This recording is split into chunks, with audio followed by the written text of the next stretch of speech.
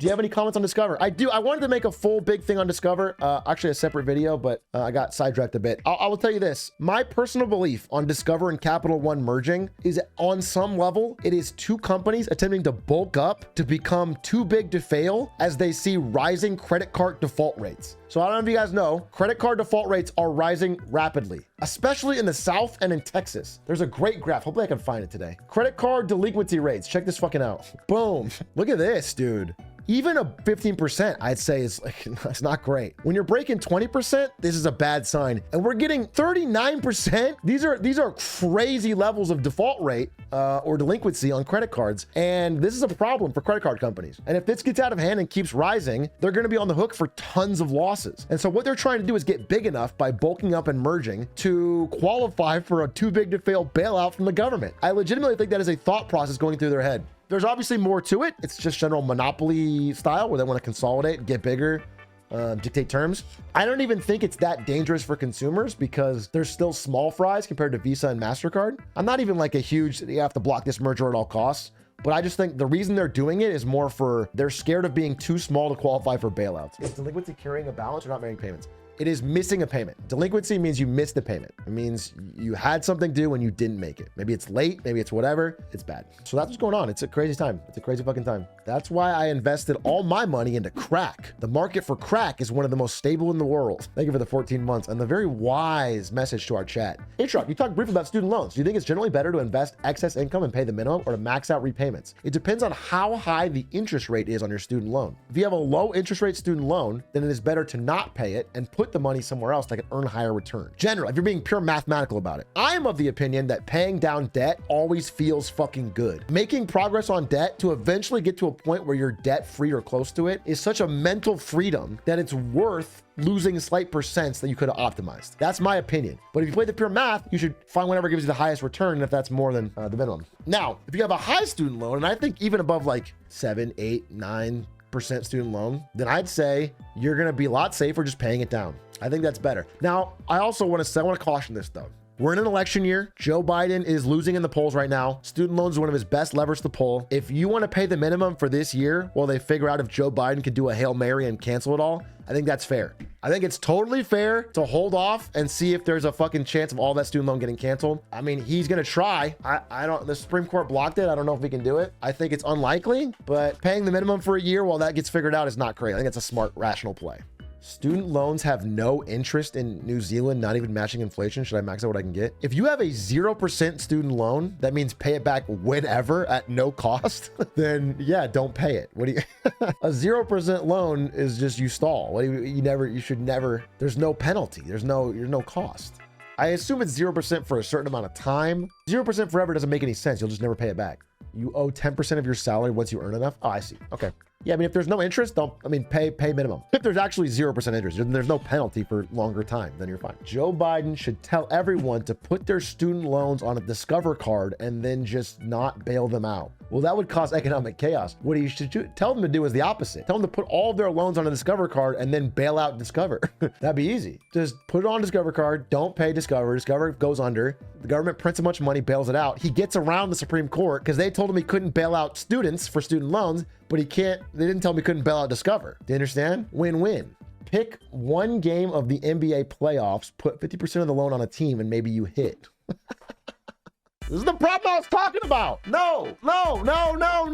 Stop forcing student fucking gambling on your loans, bro. No, motherfucker. Betting on Max Verstappen is so safe. Yeah, but they don't pay you any money. That's why I didn't bet. That's why I'm now a fucking Charles Leclerc fan for the rest of my life. Because I was in Vegas one time and they said, you want to bet on Max Verstappen? And they wouldn't pay me any money when I got it. The odds were so fucking that I picked the second best.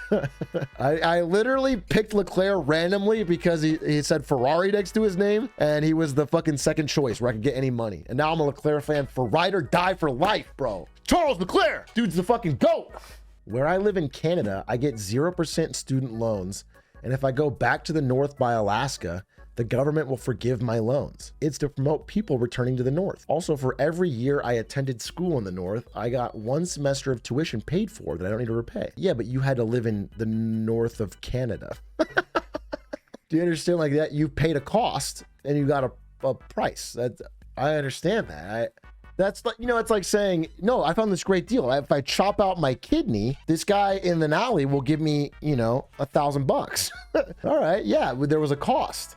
Could I take out a bank loan to bet on sports and then use the winnings to pay back student loans? Oh, you guys are joking, but some of you do this. Some of you do this. Some of you are buying Doge, and some of you are gonna start speculating on NFTs, and some of you are sports gambling to pay your loans. I just want you to know it's not gonna work, and you're gonna be sad, and you're gonna be upset. Just declare bankruptcy every time you lose until you win. Fuck it. No, do this. This will be great. Do this. This is a really smart idea. So true. You've beat the system. How did no one think of this? How did no one think of this? How do you think Elon got his wealth?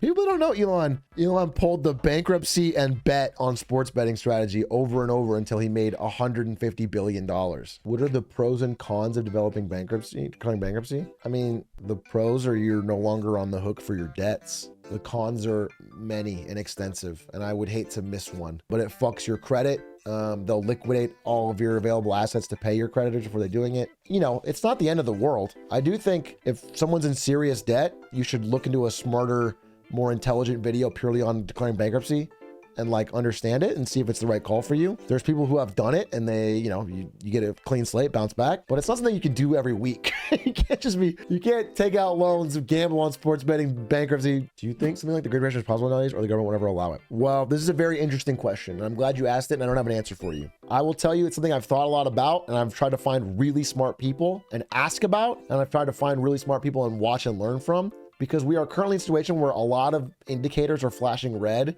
but the government is spending so much of a deficit to keep everything liquid. There's so much liquidity in the system, things are propped up. And so the idea is that there's no way we could have a downturn, especially during an election year this year, because of how much liquidity they will pump. Janet Yellen is fucking just, I mean, she's issuing bonds like nobody's business, like never before. She's putting out IOUs like it's not a problem. And so because of that, we have so much government spending. You know, any miss in a jobs report is made up by government jobs. It's very hard to have the slowdown you're expecting. That being said, I listened to a pretty smart guy talking yesterday, and he was saying that like, that is all true. And that's why he doesn't expect there to be a downturn before the election, but he wouldn't be surprised if it did happen, only because sometimes the underlying problems get too big to cover up by liquidity, purely throwing money at it. Sometimes there's cascading. I mean, like the problem with commercial real estate is a real problem. And the money required is going to be so astronomical to try and bail that out. And then even other things,